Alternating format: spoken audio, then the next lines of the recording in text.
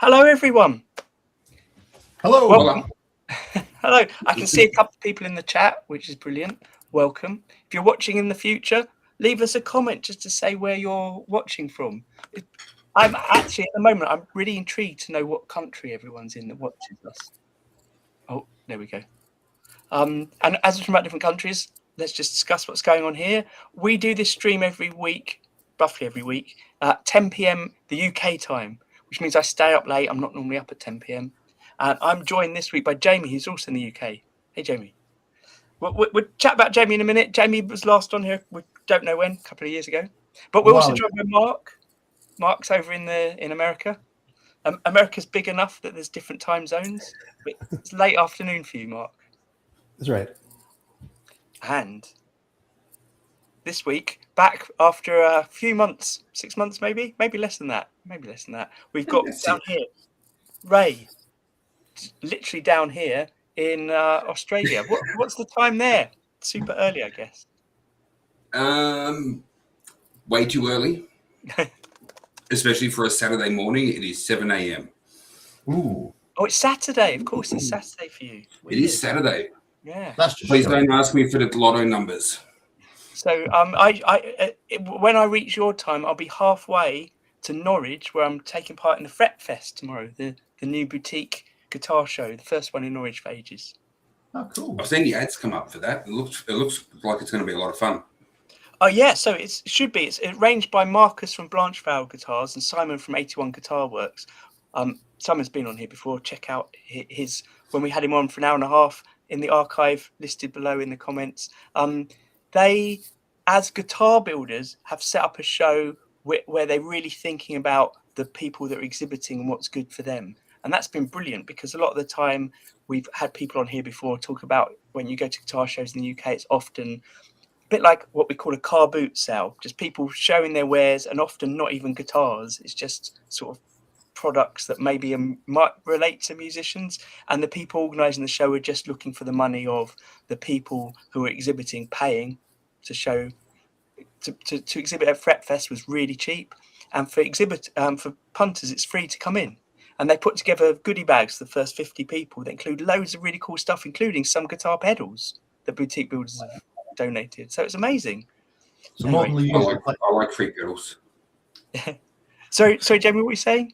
More than the usual plectrum. Yes, more than the usual plectrum. I put in some of my hand-painted skull pick holders. I haven't got any hand-painted ones left. People put in T-shirts. There's so much. It's really cool. Yeah, so that's me in a few hours. So this is me when I should be in bed, getting some sleep in before heading off for what's going to be a super long day tomorrow. And I promised myself before guitar shows, the night before guitar shows, I won't be working late. But actually, 20 minutes. Yeah, exactly. 20 minutes before this, I was still printing off the signs that are going to go next to the guitars, telling people how much they cost and things. So, did you get up early this morning, Daniel? What day is it? It's Friday. It's Friday. Yeah, I was up at 4:30 this morning. Okay, cool. Unfortunately, I normally wake up about then 5. Doesn't make much difference. I like your enthusiasm with, saying that you're going to get an early night's sleep before each guitar show.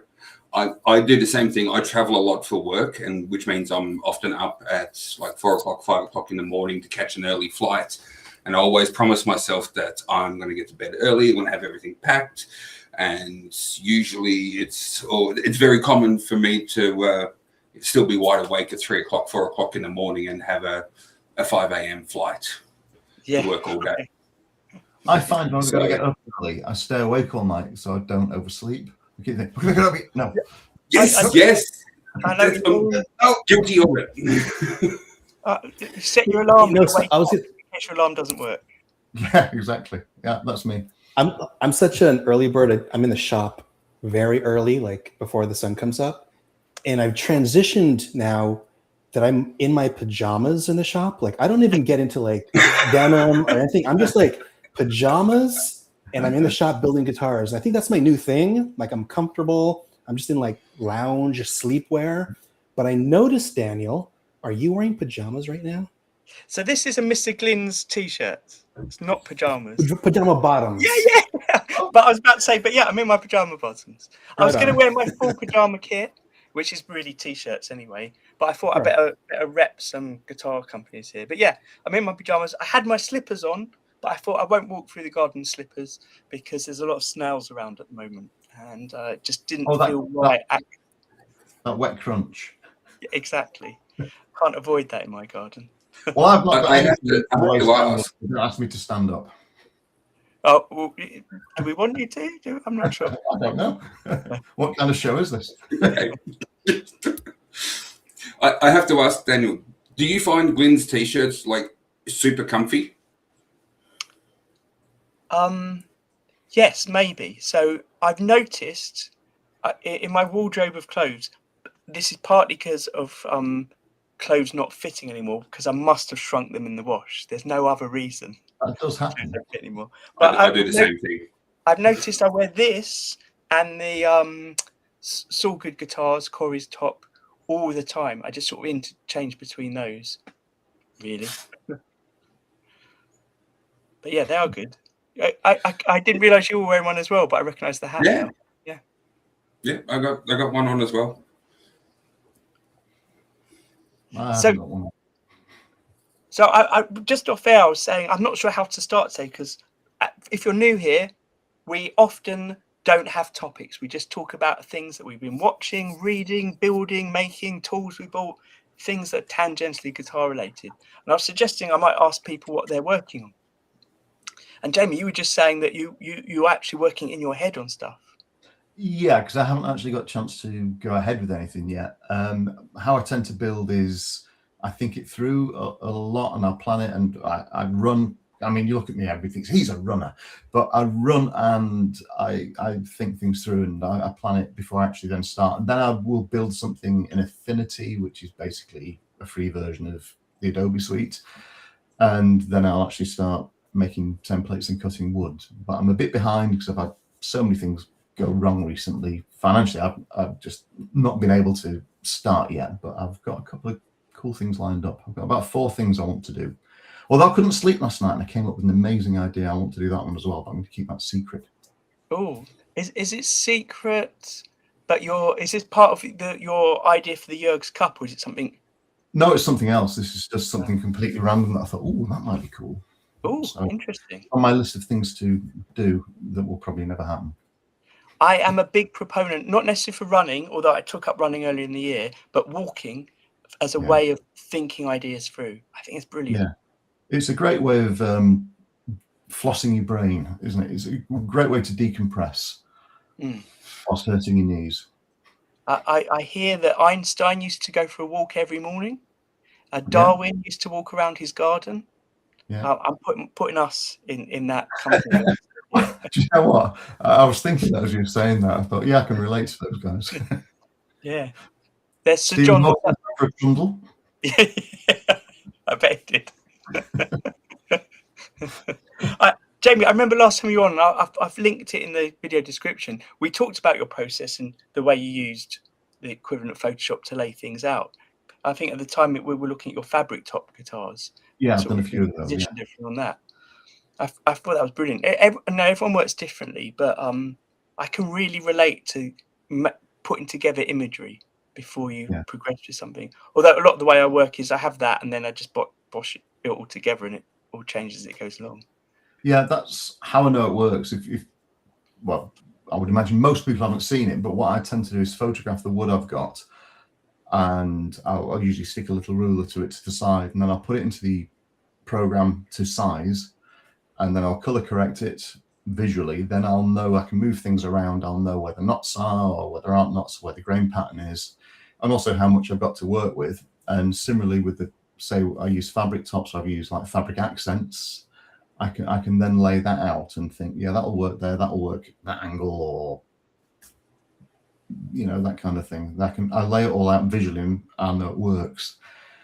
And also, if you're going to stain it as well, you can get an idea with overlays as to how the colors are going to come out. Because obviously, with wood, I remember seeing somebody build something. They bought blue stain and they had a really, really, really dark red wood, and they were disappointed it didn't come out blue. And I'm thinking, yeah, you've got to think of it like you're putting something on paper. So the lighter and the whiter it is, the more accurate it's going to get to the stain. If you're going to put something on dark, it's going to mix with it and make a different color, or just like a muddy brown color. So yeah, it's just a good way of trialing things. Let me just, I just opened your Instagram. Let me, if you don't mind, I'll share it. This isn't exactly. It's not exactly. Oh, my computer's gone wrong. It's not exactly, I think, the one that I remember where you had the wood grain on it, but this is it laid out on a computer screen. Yeah, that's. I think that was the initial scan for my GGBO guitar, actually. All right, which I have okay. behind me if you would like me to hold it up. Oh, yeah. How do I do that? Let's do that. I'll stop sharing here. I should be able to make you. There you go. Nice. I remember this. Yeah. Yeah. I remember it too. So that's amazing. That's a pillowcase, and that is some. I forget what it is. Some veneer of some sort. I can't remember what it was, and then inlaid the same there as well. And then the back's just. That is so cool. It was a great choice on the pillowcase fabric. Like, that pattern is awesome. Thank you. It's I went in buying something for something. I saw it was on offer. It was reduced. I think it was £2 or something. I thought, oh, I'll have that. Because I was originally eyeing up my daughter's duvet, and I'm thinking, how can I do this?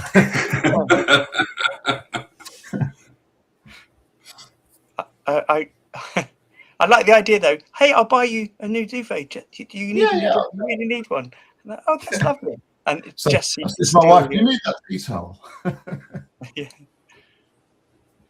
Yeah. Sometimes I don't ask. I just do it. Well, they don't know. and blame somebody else.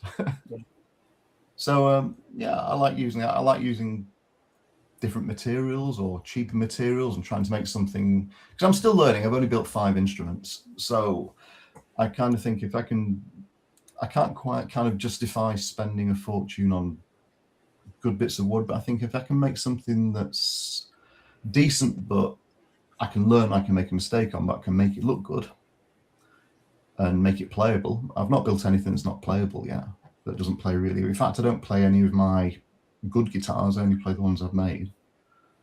Why is that? Because I prefer them. You know, you're down in the neck. I used to think, people used to say they love making the neck. You think, are you mad? And then I actually did it. You think, oh yeah, this is cool. You think, no, I'm going to hack a bit more off. And it's just really lovely to be able to do it. It makes it so personal. It's yours. And I've found, since I've built my own instruments, I don't know about anybody else, it's made me realize what I like and don't like about guitars more than, say, picking one up off the shelf and thinking, this looks cool, I'll have it. You kind of think, oh, actually, no, I know why I like this particular thing now. Yeah, I remember, I might be misquoting him, but Mick was on recently when we were talking about the Jurgs Cup, sort of relaunching the Jurgs Cup this year. And he was saying he'd bought some new guitars recently, like factory guitars. I can't remember, maybe it was a Fender, I don't remember. One of them was. And he was saying that the neck isn't as good as the ones he makes.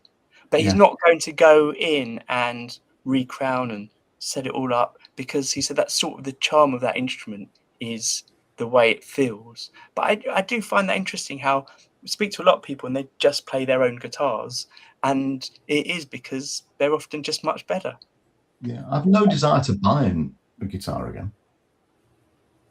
I think there's very few that, in fact, the only ones that really take my eye are by boutique builders or people like in the community. I look at the people, things like, I think, ooh, that's nice, you know. But no, the big brand ones don't really float my boat much anymore. I do understand that a lot. I've even stopped looking. I rarely go into guitar shops anymore. What I find myself when I go into a guitar shop these days, it's not to look at all the pretty guitars. It's more of a case of I'm going in there to look and see what have they got that's odd, that is not going to be in other guitar stores. Because at the end of the day, picking up another Strat or another Les Paul play one, you play them all. But when you build one, even if you build a Strat or a Les Paul, it's going to be the way you want it, sort of thing. So, yeah, I certainly, I'm not buying any guitars anytime soon. Yeah. I'm buying so many guitars. Like, You are. I've seen you my going. God. You are going for it, man. But you have a I purpose. like- You have a drive behind your reasoning. I used to claim it's for research purposes. You know, as a builder, I got to buy that guitar just to figure out how it works, right? But no, I'm a collector for sure. I got the bug, and I have like my acquisitions in the last few months have been pretty substantial. But weren't you trying to collect a certain amount of Gibsons, like one of each? Yeah, one of each. Yeah, so right. Right now I got a Les Paul Jr. on the bench, so I'm doing a refinish on it.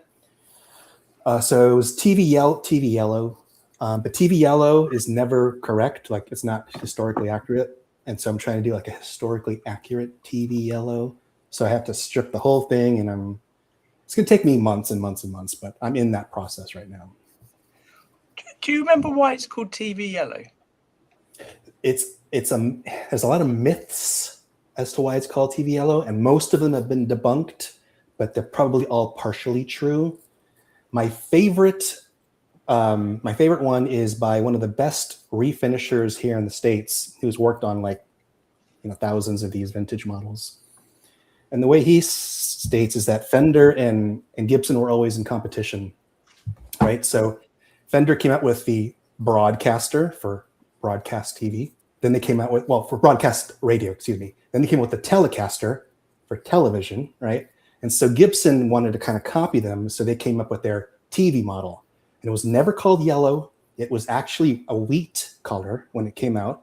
So if you look at the catalogs from those eras, it was just like basically like a normal blonde telly. Like everything that we know today as butterscotch blonde was never that. It never came out of the factory like that, right? It was always like a wheat, like pale, almost like a Mary Kay White. And so it was the same thing with the TV yellows. They're called TV models. In fact, in the catalog, they were referred to as limed mahogany, which is what the furniture fashion was at the time. At the time, all these TVs were furnitures back then. They were pieces of furniture, right? And they were all limed mahogany, which is just like a whitewashed mahogany. Anyway, that's my favorite one. The whole idea was Gibson was just trying to copy the Telecaster, so they came up with a TV model. I love that. And it makes sense as well because it ties the brand in with the color. So this is not just a yellow, it's a TV yellow. And again, it was never yellow. Like yellow came out with the internet probably in the 90s, like because they became yellow. The clear lacquer turned yellow after decades and decades and decades, and then it became TV yellow. But they never left the factory yellow ever. Yeah. So that's actually, I haven't actually heard that one. My understanding was always that it was the TV, it was to do with the finish and the way that the finish came up in black and white. So it didn't look like modern. And that seems to be the most common thing. Yeah. I like yours. The idea was like if indeed it had to do with television and how white was washed out on TV, so you needed to make it yellow, then why did they do it to basically the student model guitar? Because the TV model, Les Paul Jr. was a student model. It was like $99 or something. Yeah. Why did they do it to the high-end Les Paul Customs or the Les Paul whatever? They never made this color in any model except the standard baseline student model. So I think that was something that never made sense. Why would you do it to that one? Yeah. Hey, here's a really crap anecdote of my own life, but it's something that scarred me. I can't tell you how old I was, but my little brother was around, so I was probably 9 or 10, and we went on a family holiday to Blackpool, and I was really ill, so I just spent the time, like the first 3 or 4 days, on my own in the hotel room while everyone else went out, and all I could watch was the snooker on TV, on a black and white TV. It's really like depressing, but there I was. And one of the things about snooker is the colours of the balls. At one point, the colours were picked, or the shades of the colours were picked, so that on a black and white TV you could distinguish all the colours. So yeah, I was watching it, and then my dad fell ill with the same thing, and he was in the room next door, so he was off, and they didn't have a TV that worked, so they brought up a new one from reception or wherever it came in, exactly the same as the TV I had, but in colour. And that's when I discovered that for 3 or 4 days I'd sat there, and on the back of the TV there was a little colour dial, and someone had turned the saturation all the way down, and I'd watched black and white snooker on my own for 3 or 4 days on a colour TV. Yeah, There's a famous thing. Memory. There's a famous thing of a snooker commentator saying years ago, and he said, "For those of you watching in black and white, the blue is next to the brown." Yeah. Hey, this only means something to Jamie, but they're bringing back Big Break. Are they? With Stephen Hendry. There we go. Really? Yeah. It's going to be the same sort of format as it was before as well, I think. I don't think I ever watched that, but I do know it. Oh, well, that was part of my childhood. Anyway, we won't go on about that. We're more about guitars and things at the moment. And anyway, Blackpool making you ill, that'll do it. Yeah. There were some other horrible stories about that trip, which I won't bore you with now. Blackpool's quite a place. Yeah. I don't know if I ever want to go back, really. Hey, just on a sort of tangent, on a Facebook forum today, I saw, it reminded me of you, Mark, a guy who's trying to collect every single Gibson guitar in the Gothic series. And he said, I've just bought, or no, he said, I recently managed to get the last one in my series. And then I thought I was the only person in the world that had one guitar of every model in the series. But I found out somebody else did, and I've just bought his collection off him. Oh, cool. So remind me, what was the Gothic series? I don't know testicles if I did that. The Gothic series was basically, so the guitars were all stripped back to their bare basics. So like no binding or anything like that, open pickups, but they were all matte black. I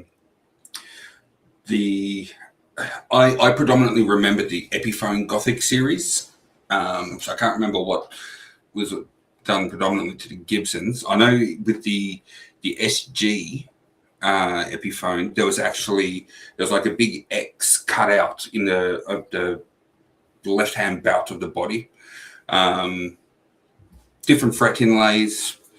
There was nothing particularly special about the guitar, like sound-wise or functionality-wise. It was all just aesthetics. Yeah, they were really, really cool guitars to sort of look at. My biggest issue with them was that after you play them for a little bit, there's always a shiny spot on the body from your arm. But yeah, other than that. So I'm just looking at one of them. No, go ahead, Daniel. Just looking at the description of one of them, and it says it's called the Gothic Mort series. And yeah, everything's stripped back, everything's black. It has African Abici fingerboards and no inlays on this one. And it was implied that might be what all of them have. That idea of it all looking as black as it possibly can be. None more black. Because there's one guitar that I definitely want in my collection, and I didn't know it was the Gothic series, but now I'm thinking it might be, and it's an SG that had a single inlay at the 12th fret of a crescent moon. Ooh. And it's only because of that crescent moon 12th inlay that I want it. I think that might be a Gothic series SG. So I'm looking at a Gothic series SG here, and it is just plain, but that doesn't mean they weren't all like that. This is one from 2011. Annoyingly, I had a quick Google and I couldn't find out exactly what the series is. Just see different models with the word Gothic next to them. Someone says on a Facebook thread, does anyone remember the Gothic line that came out in the early 2000s? Implying no one remembers it, apart from Ray. I remember it. Anyway, me Googling is not great watching for everyone here. No, I was trying to do the same thing. Ray, you shared, yes, I'm here. You shared on our Discord earlier the two guitars that are behind you. Your recent the twins. Yes. Tell us about those. So, I mean, okay. Long story short, many of you remember I was pretty prolific with punching out, guitar designs, guitar bodies. I was getting them out, probably every 2 or 3 weeks. Life happened. Life got in the way, and I fell by the wayside. And then I went on this whole other path of doing guitars and still 3D printing them, obviously, but I was also finishing them in paint. So, like the what I call the Juice and Boomer up behind me here is 3D printed but painted. The Gold Top Les Paul is also 3D printed but painted. And I kind of steered away from what I was originally doing, where it was putting on cool designs on top of the guitars and hiding the seams and the joins with the patterns. I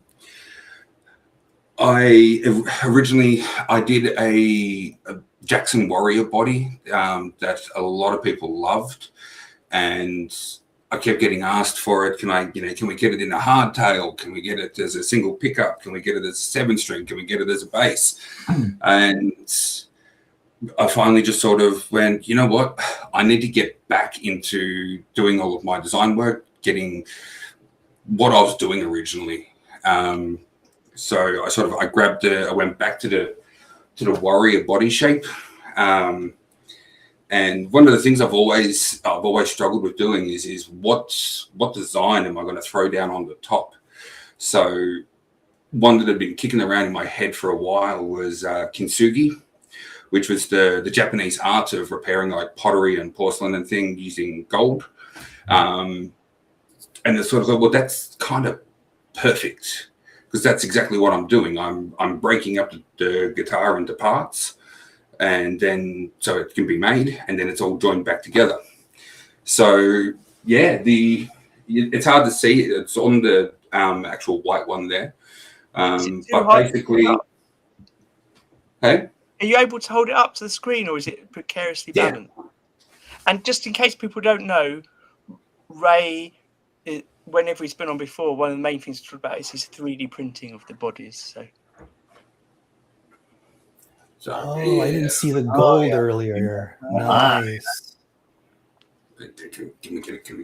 Hang it's on. A bit washed out on my screen. Yeah, it's washed out. We need that TV yellow.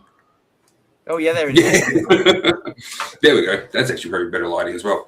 So yeah, I went straight into this, and you can't actually see the joins. So basically, there's running along this join, this gold strip there. There's a join.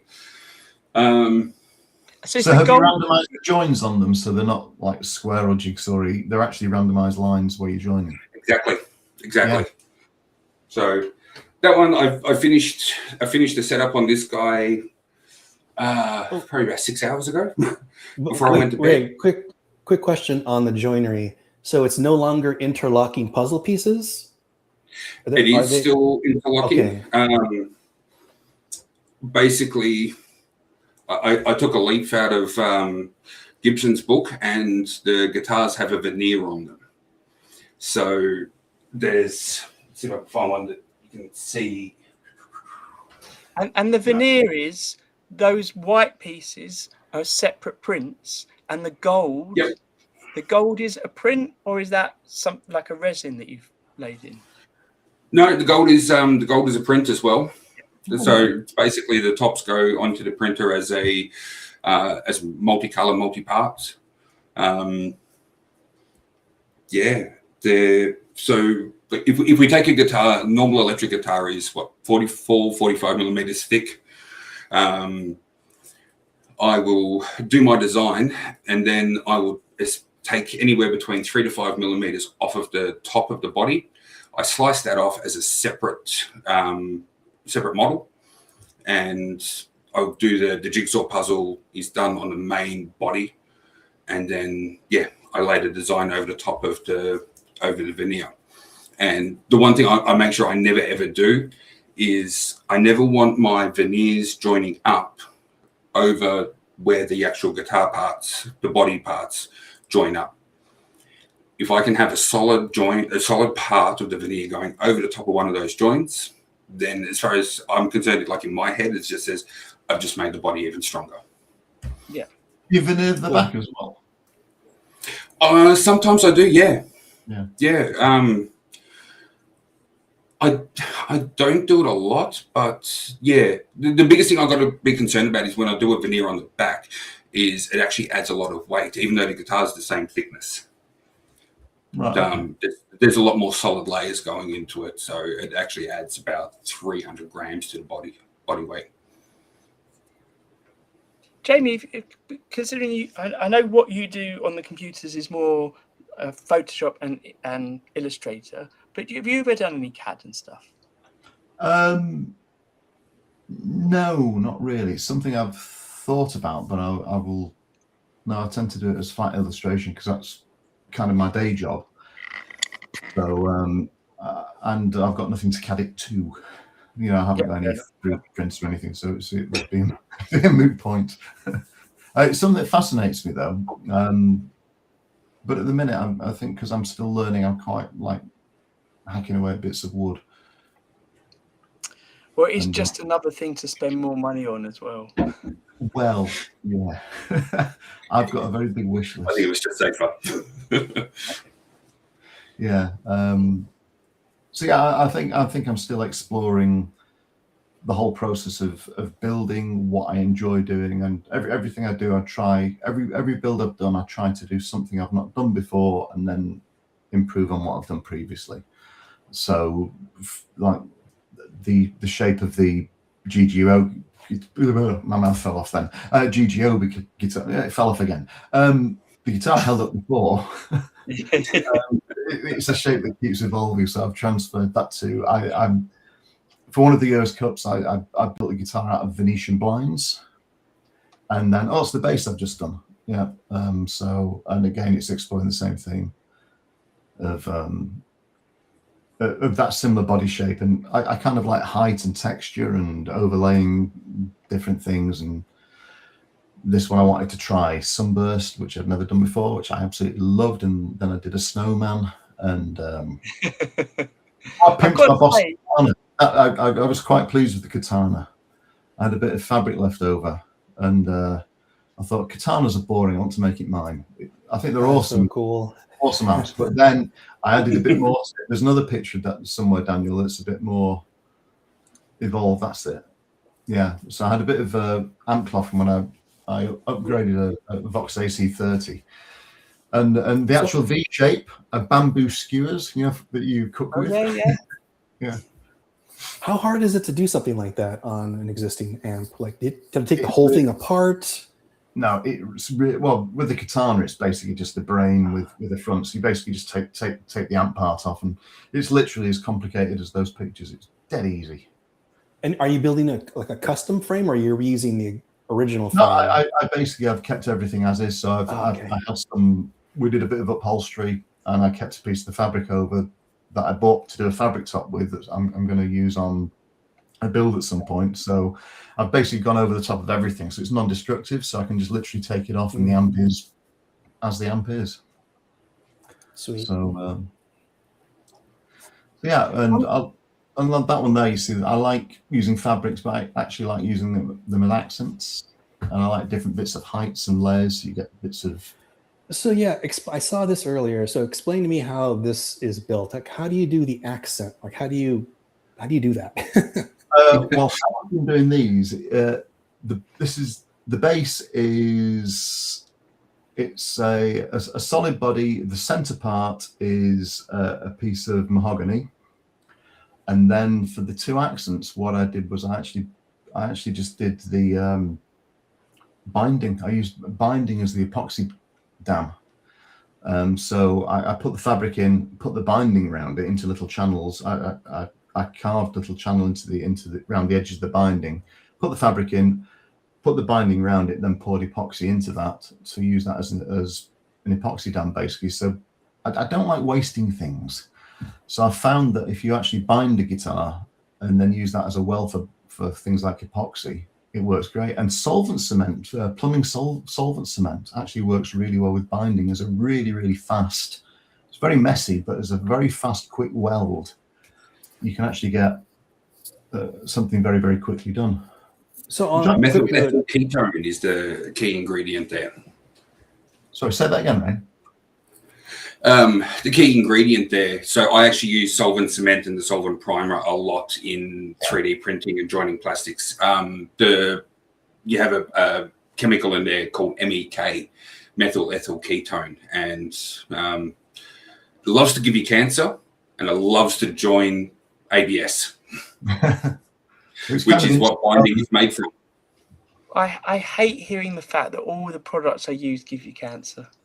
Well, everything gives you cancer, though, doesn't it? Breathing gives you cancer. You know, it's Breathing in my workshop's definitely shortening my life. Anyway, one thing I want to say about your designs, Jamie, is whilst you say you try and do it different every time, you can definitely see they're a Jamie design. Like there's links between all of them. That is your style and your signature, which I really like. Thank you. Like you're saying, the multi-layered, the accents. It's an evolution. I mean, the last three have been the GGBO, the one had the Venetian blind one, and then the base have all been adapting the kind of the same similar body shape, which I quite liked. And then the two have been Surfcasters. I'll see if I can find the Venetian blind one. And your logo is in Braille, if I remember correctly. Yeah, the 6 dots. Fortuitously, I wanted to put my name on it, but I didn't want to put my name on it, so I thought, oh, look at Braille, and the dots actually are a JH, which my initials are actually Braille mirrored. It's kind of like the perfect little logo, so I just stick 6 dots on, and it's me. And is this the Venetian blind parts? Yes, it is. Venetian blinds are great. You can use them for everything, for shims and all sorts of stuff. And I've had it for ages. So I thought for this one, because this was the use what you've got challenge. So I used a little bit of poplar for the middle body. And then I bent Venetian blind strips to make the edgings and the top, then kind of the Art Deco-y center parts of it. I used black printer ink to stain it. I used parts of my wife's childhood bed to make the neck. So I wow! Everything I had, and the finished one. Do you want to see the finished one? Oh yes, yeah. One up there, but, one moment. Kind of that's it finished. So it's that's cool. So these are wallpaper samples from a DIY store under epoxy. And the pickups are from a stock pickups from a Fender Jag-Stang, which I swapped out years ago. But yeah, and it's Venetian blinds. Cool. Hey, look, I'll just drop on the screen yergscup.com. Check it out. People that don't know the Yergs Cup, it's essentially a yearly community build along. This year, there's actually a bit of a competition element to it if you want to be involved with that. But it's an excuse for people to be making guitars and sharing what they're doing and supporting each other. And even if you're not making guitars, but you're interested, you can follow along with what everyone's doing and comment on them and support them and say what you like about them. What I was wondering, I can't remember, Jamie, if we said this just before you went on air or not, but you mentioned this year's theme is hero guitars. Basically, you don't have to do this, but maybe you'll design a guitar based on the guitar that your guitar hero played. Yeah.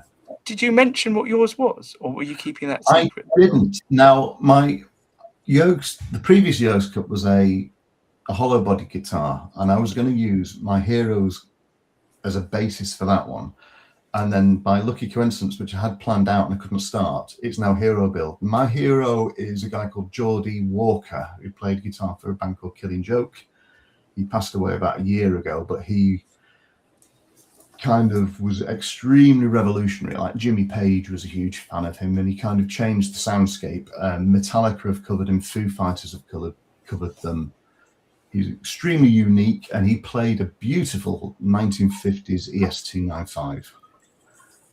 So it's loosely based on the 295 in my head. That's well, I've got it slightly mocked up, so it's going to be based around that theme. Mark and Ray, you aware of Killing Joke? Just by name, but Yeah. that's it. I've got to say, I'm the same, but by name, that's about it.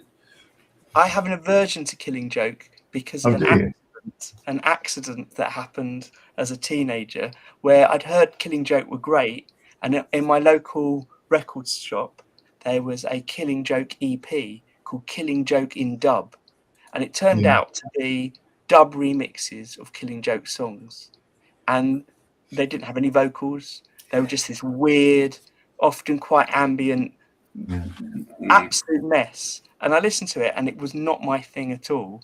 So for years, I just thought that's what Killing Joke are. I just did not realise that what I bought was this weird thing. So I've never been able to get into them because he had this amazing guitar sound. He used to put it through 2 Bell ADT double trackers. So you had kind of like a quadruple sound coming out of it, and you've never heard a guitar sound like it. And they inspired without them you wouldn't have industrial music, which may not be a blessing.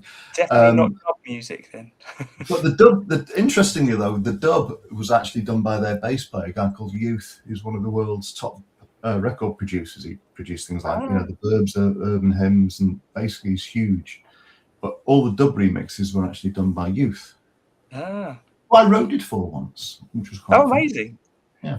Roaded for him in his dub setting or in his Killing Joke?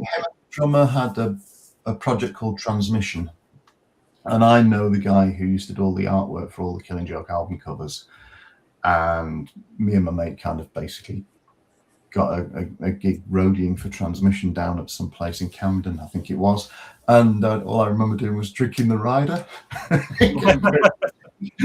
and not being much use. Hey, maybe tomorrow my car journey up to Norwich, I'll start with some Killing Joke. Maybe. Yeah, I want to hear that guitar sound. How long did you drive, Daniel? Well, actually, Toby's driving. So me and Toby are going with our one Devil Stick 1-string guitars, which I'll talk about another time, but there's some potentially exciting news for that. My drummer actually shared those with me this week, not knowing that I know you. Oh, really? These are awesome. We started a new Instagram channel, a new Instagram page, set it up a good few months ago without any posts on it. And then I've posted 2 videos a week for 2 weeks. And most of the videos have got a couple or 3,000 views. One of them's got over 100,000 views. And we just get comments from all around the world, people saying, we want one of these. So it's super exciting. So as I joked a while ago, I'm going to give up making guitars and just make things out of table legs. It could be what happens. Who knows? In the chat, Mark, there is a question from Eddie from Electric Ladyland Guitars that I don't understand, but maybe you do.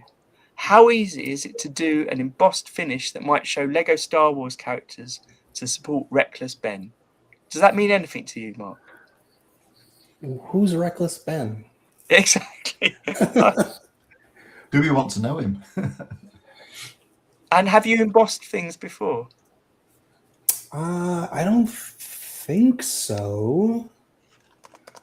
Well, we leave that as a confusion. I'm not sure if Eddie's still there, but Eddie, if you are still there, maybe you can enlighten us or send me a message off air, because we always chat off air, and I'm intrigued. I'm intrigued by that. Yeah. I mean, look, if it helps, for me, it's easy. I press E on my keyboard,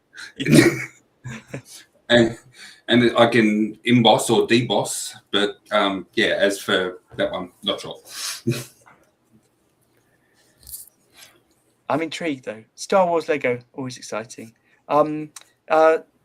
Steve Cassidy's in the chat. Hi, Steve. Steve was here last week. If you didn't see last week's one, we sort of tongue-in-cheek designed a terrible guitar for Guitar Center, which, by the way, I didn't send to Guitar Center. I did mention it in the Guitar Center's Reddit page, which is the thread that you're meant to put things up on, but it looks like no one actually uses that. So that was the weird marketing they've got there. That's all I can say. A store called Bricks and Minifigs said they sell Lego belonging to a guy worth £2,000 and then basically stole it. Owen, you need to explain this more. YouTube beings. Oh, look! This is a whole. Is this what our next stream should be about? So we can get on the bandwagon of something that, as one of Mark's recent videos was about the guitar world bubble. Maybe there's another bubble of Lego that we're missing out on here that we could be part of in the same way. The multiverse. Yeah. Hey, I've got I'm sorry, but the rabbit hole of Lego is not one I'm prepared to venture into because I will never come back. I know that once I go down there, I'll be done. I'm gone. There's a Lego channel I like, but I only watch the videos where they talk about the space Lego from the 80s, which I was obsessed with as a kid. And they go through all the old sets, and a lot of them were ones I had. It's just brilliant watching it. I love watching that when it's my nostalgia and the person that's presenting it must be the same age as me because he's so into it as well. And like the enthusiasm of someone being able to find all the original kits that they played with as a kid and show them to us on screen. And then my enthusiasm of seeing that and remembering it all. It's brilliant. It's crazy that like Lego sets are almost like investment pieces because my son, when he was a kid, we bought a bunch of them and he never opened them or built them. And then he turned like 16 and he like wanted to sell them. So like years later, we sold these kits unopened, like for crazy money. Like they increase in value because they get more rare. Yeah. Even used kits sell for stupid money, don't they? Yeah. You know, we've got loads in Matic. Well, we had some friends over the other day and they've got the Lego kit, which they never really play with anymore. So they wanted to put it back together and try and sell it. But they realized to do that, they need to make sure they've got all the pieces and they just can't be bothered to assemble it all because they don't feel like you can sell it and maybe get a good price for it unless you know it's all there. So it's just sat under their bed waiting to be done, waiting for a rainy day. Hey, look, more to this saga that we're not really communicating very well here, so apologies to anyone here, but Reckless Ben called them out on it and ended up getting arrested by local police. The police sergeant was Mormon and so was the CEO of Bricks and Minifigs. The plot deepens. I have no idea what's going on. I still don't know who Reckless Ben is. No clue. Yeah. I'm going to wake up in a minute. Well, we do know that by the sounds of things, Reckless Ben isn't Mormon. I think what is definitely happening, like Owens on the Pachin. Yeah, I feel like I'm probably going back over the chat here and pulling out some of the messages and missing out some of them that explain more. But hey, if I can't sleep tonight because I'm worried about missing my alarm for early in the morning, maybe I'll look that up. Can I just show you all this? This is a tiny piece of metal. I'm pretty certain it's one of the pieces from that I use. I've got it here on my soldering station that I use to make jumps between my pots when I'm soldering up ground pots. I have a Strat that I made that I can't even remember what it was. If it was a Strat I bought in, if it was a kit, if I made the body myself, definitely bought the neck in. I can't remember. But for a video that I made for Nitolac, I restained it and refinished it, and then I did some weird relic on top of it, and it looked really strange. And I put it all together, and the pick guard on it's a normal Strat. Pick guard on it is broken, so it's only half the pick guard. You can see the wiring for the neck and the mid pickup, but all the rest is sort of under the pick guard. And it's got a Tone Rider pickup set in it and a Marstronic treble boost on the volume. And it is the best sounding Strat I've ever played. I love it. Absolutely love it. It plays pretty well. I'm not sure it's the best instrument I've ever played, but it's pretty good. I've taken it to guitar shows. It goes down really well. And I'm really proud of the wiring on it because I spent ages on it. And every lug on every wire has a shield. What's it called? The insulator. The heat shrink on it. So it's all heat shrunk on. It looks so neat. It's brilliant. About a year ago, I picked it up and it wasn't working. And I couldn't work out why it wasn't working. And I started taking it apart and I realized I'm going to have to strip all the wiring out and start again because I can't work out what the problem is.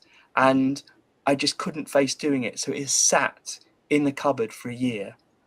Anyway, I thought I'll get it out for this guitar show, see if I can fix it. I got it out. This little bit of wire had somehow fallen on the inside and got caught inside one of the capacitors and was shorting something out. And that was it. And this time I picked it up and I was like, how am I going to access this? What's that? And I found this little thing and it works perfectly. And I feel like this year of me procrastinating and stopping doing things, which is the thing I do all the time with some of my guitars, when I have a little problem at the end of them, sometimes I'm like, I can't be bothered with this. I'll start a new project. And then it just turns out it's a minor thing that takes like 30 seconds. Interesting. Anyway, it's going to the guitar show tomorrow. So brilliant. Hopefully someone else will love it. I've dropped the price by 50%. Maybe someone will buy it. Yeah, I get that. Oh, it's basically comparing me to Grandpa Simpson. Doing anything with them. Hey, look, so we've got loads of people who've just joined in the last sort of 10 minutes, which makes me think that maybe we should do this stream even later each week, which isn't going to happen. I can't stay up that late. I'm sure, Mark, because it's reaching the end of your work day, this is when you should officially start your weekend, so we should end. And Ray, this is your weekend. This is my weekend. You should be having your breakfast now. I've had nicotine, caffeine. I'm good. Oh, look, and doing the thing that we never do, Steve's saying, don't forget to hit like. I don't know if you noticed, I occasionally drop little things on the screen that say things like subscribe and turn on notifications for future episodes.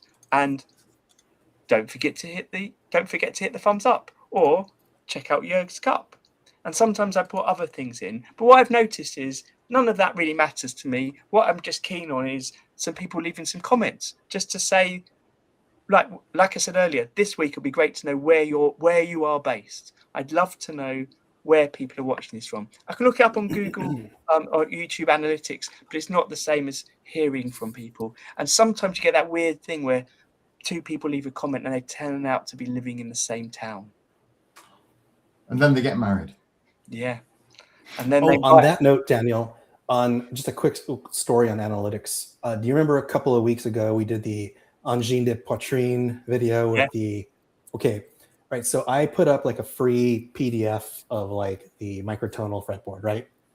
And a bunch of people downloaded it, and even weeks later, a bunch of people downloaded it. But through my store, I can see, I get an email saying so and so bought this, so and so bought that, right?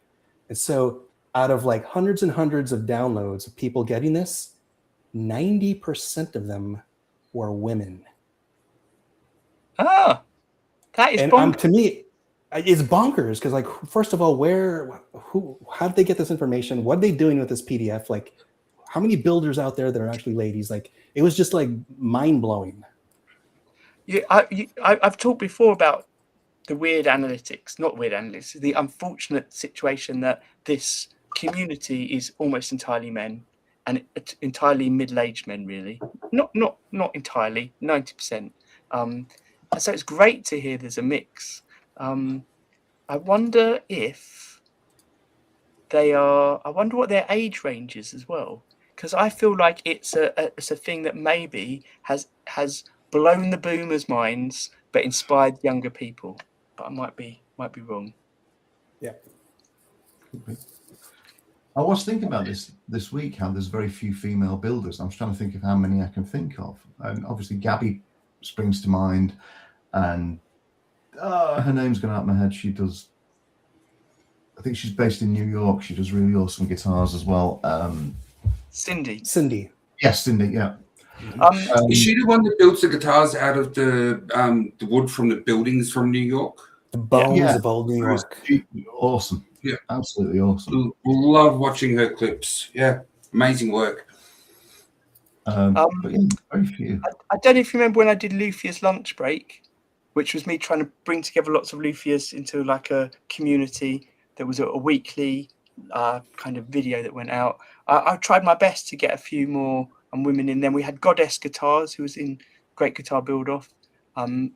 Maybe 2 years in a row she was in that. It was quite hard. In the book I've written, I managed to find a few people that do things on guitars as well. I approached a few artists that that paint on guitars. And there's a few really cool artists that work directly for Fender as well, and they're all women.